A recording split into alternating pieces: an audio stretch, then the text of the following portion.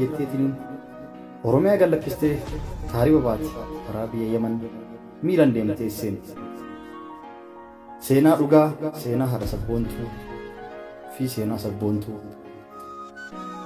Jetteetumaan haati sabboontuu yookaan Sa'aadan biyya Oromiyaa keessaa baatee karaa taaribaatiin magaalaa Yemen seenti. Achiin booda ni heerumtee abbaa warraa godhattee ilmoota akka sabboontuu jedhamtu argatan.